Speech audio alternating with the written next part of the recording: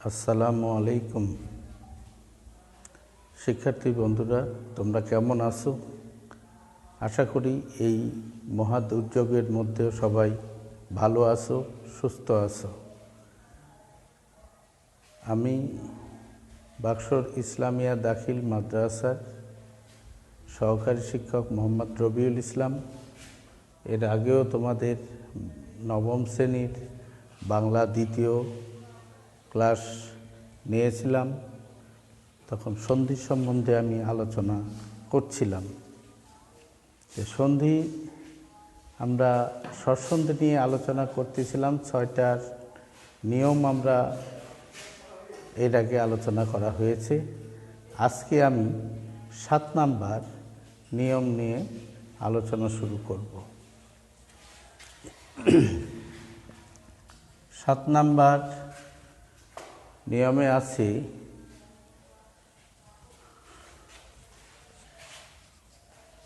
স্বরে অকার কিংবা স্বরে আকার এর পর ওকার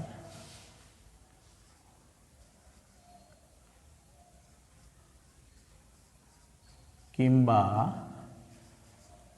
ঔকার থাকলে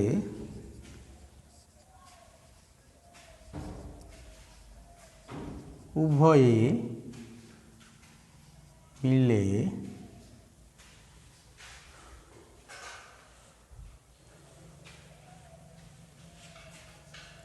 ঔকার হয়, যা পূর্ববর্তী ব্যঞ্জনের সাথে যুক্ত হয়। আমরা এখন দেখব ওকার বা আকারের সাথে স্বরে অকার বা স্বরে আকারের সাথে ওকার কিংবা ঔকার থাকলে কেমন করে ঔকার হয়। আমরা প্রথমে দেখি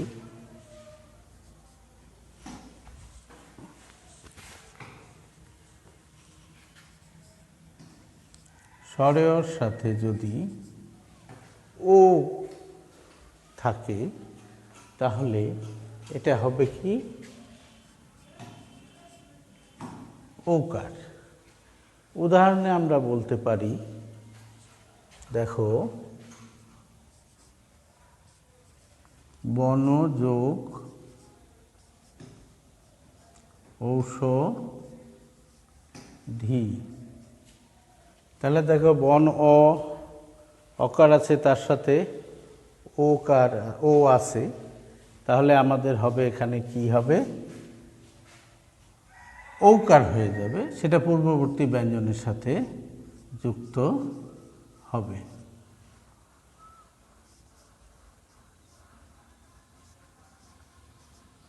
তাহলে কি হলো বনৌষধি। আবার স্বরে আর সাথে যদি ও থাকে তাহলেও ঐকার হবে। দেখো এখানে উদাহরণে আমরা বলতে পারি মহা যোগ ঔষধি। তাহলে দেখো এটি আকার আছে, পরে ও আছে, তাহলে কি হবে আমাদের মহৌষধি।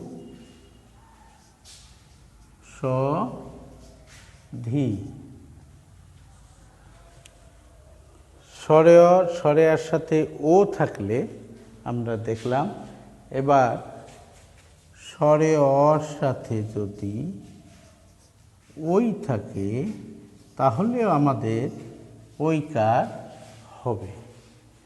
যেমন উদাহরণে আমরা বলতে পারি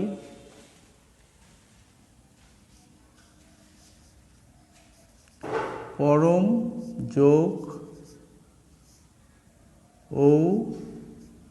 ঔষধি।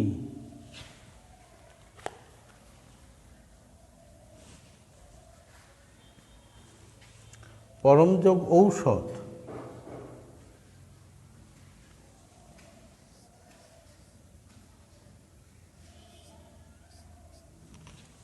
তাহলে পরম যোগ ঔষধ, তাহলে কি হবে?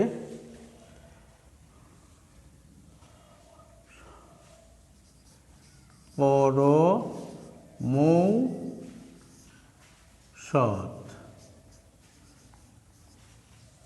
এখানেও দেখো অয়ের পরে ওই থাকলে ঔকার হয়ে গেছে, যেটা ময়ের সাথে যুক্ত হয়েছে।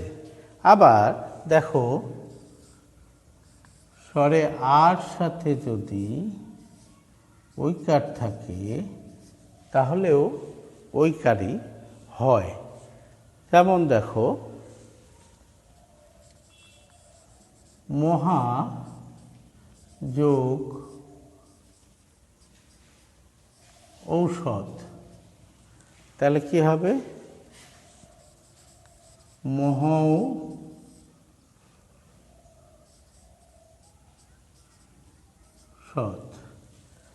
তাহলে দেখো আমরা এখানে 7 নম্বর সূত্র থেকে আমরা যেটা পেলাম, স্বরে অকার কিংবা স্বরে আকারের পরে ওকার কিংবা ঔকার থাকলে উভয়ে মিলে ঔকার হয়।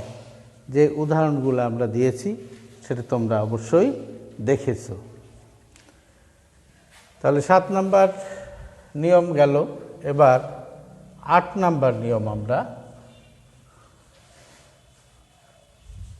নিয়ে আলোচনা করব।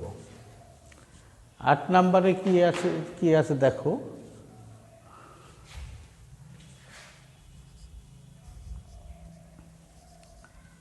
হর্ষইকার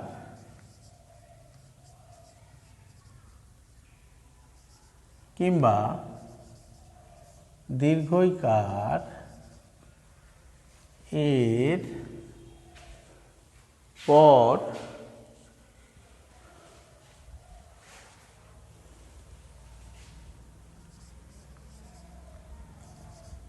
হর্ষইকার কিংবা দীর্ঘইকার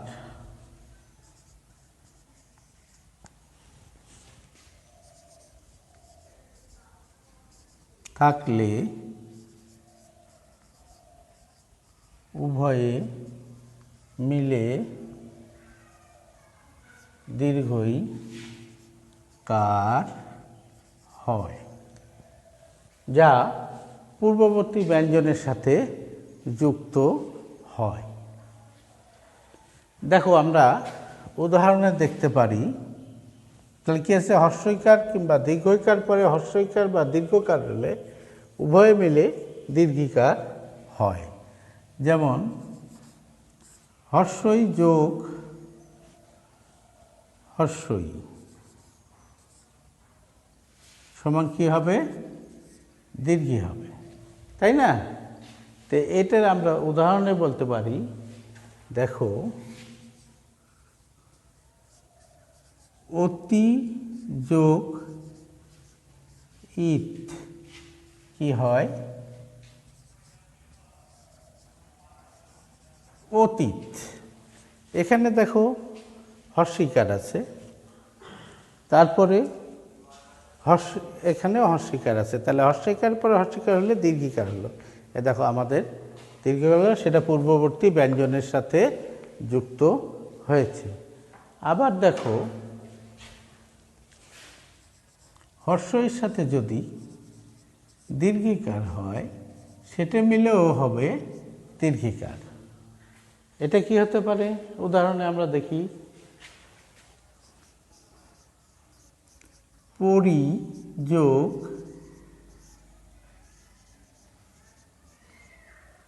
ইক্ষা, পরি যোগ ইক্ষা। তোমরা সবাই জানো এটা কি হয়? পরীক্ষা।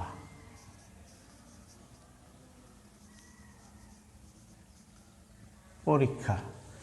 তাহলে এখানে দেখো হর্ষিকার আছে, তারপরে দীর্ঘিকার আছে, দুটো মিলে কি হলো? দীর্ঘিকার হয়ে গেল। ঠিক আছে, এরপরে দেখো হর্ষইর সাথে যদি দীর্ঘিকার হয় তো সেটাও হবে দীর্ঘিকার। এখানে আমরা একটা উদাহরণ দিতে পারি। দেখো, সরি,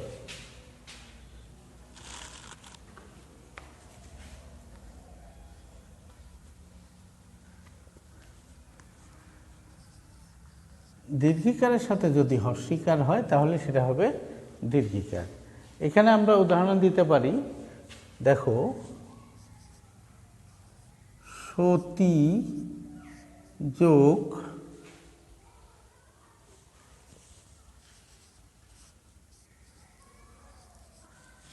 ইন্দ্র, সতী যোগ ইন্দ্র, তাহলে কি হবে এখানে?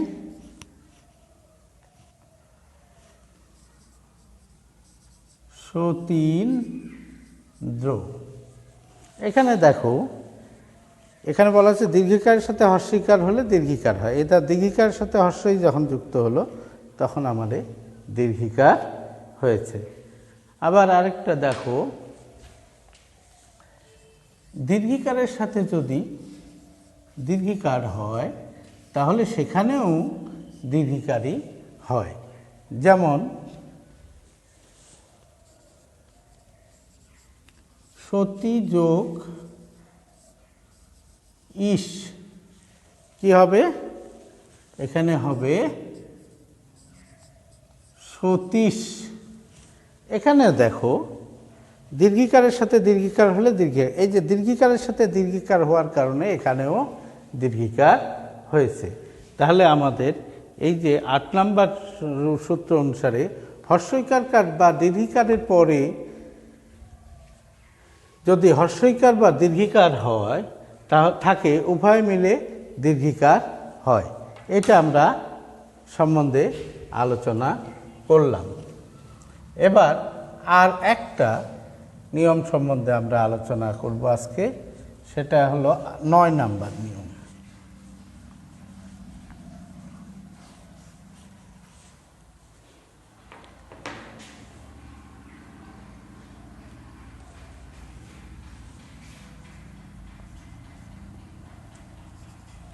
হর্ষৌকার কিংবা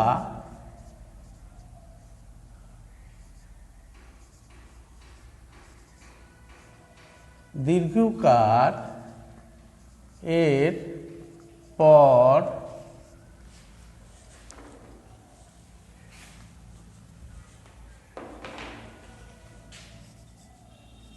হর্ষৌকার কিংবা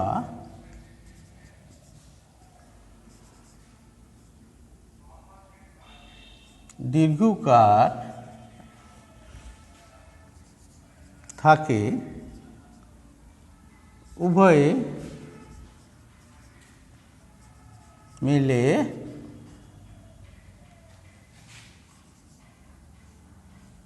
দীর্ঘকার হয়, যা পূর্ববর্তী ব্যঞ্জনের সাথে যুক্ত হয়। যেমন হর্ষ যোগ হর্ষ সমান হবে দীর্ঘ। এখানে আমরা উদাহরণে বলতে পারি, দেখো, সুযোগ সুযোগ উক্তি, তাহলে কি হলো? সুক্তি, সুক্তি। আচ্ছা, আবার দেখো,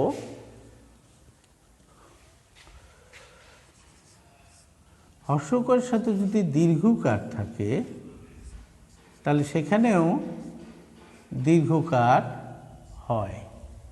এটা উদাহরণে আমরা বলতে পারি,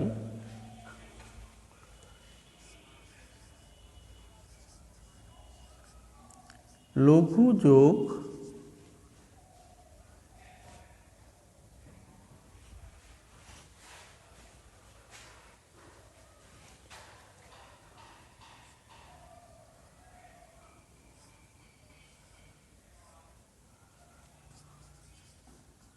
উর্মি,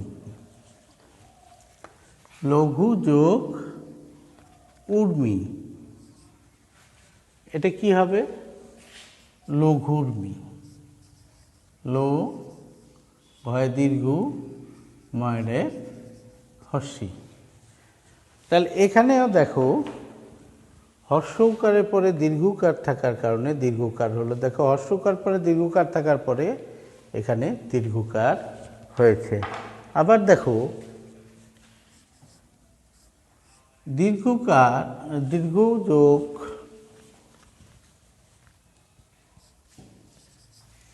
হর্ষ সমান দীর্ঘ। এখানে আমরা উদাহরণে বলতে পারি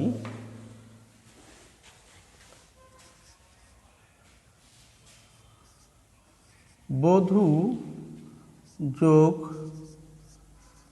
উৎসব। তো এখানে কি হতে পারে? বধূৎসব।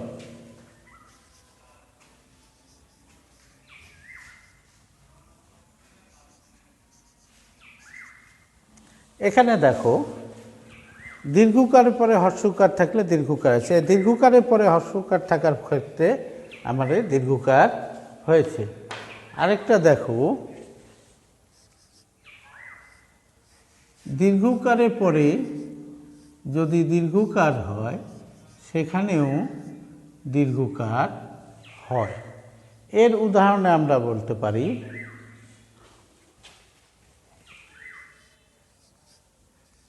ভূ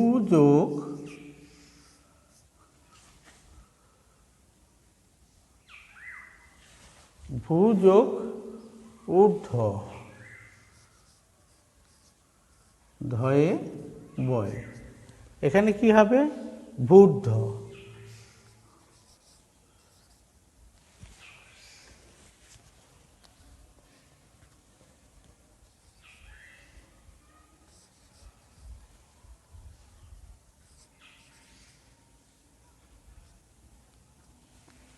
তাহলে দেখো এখানেও দীর্ঘকারের পরে দীর্ঘকার থাকলে দীর্ঘকারের পরে দীর্ঘকালের পরেও দীর্ঘকার হয়েছে। আমরা তাহলে আজকে তিনটে সূত্র তিনটা নিয়ম আমরা জানলাম। সেটা হলো অকারের পরে আকার থাকলে স্বরেয় বা স্বরেয়ারের পরে ও বা ঔকার থাকলে উভয় মিলে ঔকার হয়। আবার হর্ষই বা দীর্ঘইকারের পরে হর্ষইকার বা দীর্ঘকার থাকলে উভয় মিলে দীর্ঘই হয়, দীর্ঘকার হয়। আবার হর্ষৌ কিংবা দীর্ঘকারের পরে হর্ষৌ বা দীর্ঘ থাকলে উভয় মিলে দীর্ঘকার হয়। আমরা আজকে এ পর্যন্তই শিখলাম। পরবর্তী ক্লাসে আমরা আবার আলোচনা করব ইনশাআল্লাহ। সবাই সুস্থ থাকো, ভালো থাকো, এই বলে আমি আমার ক্লাস শেষ করছি।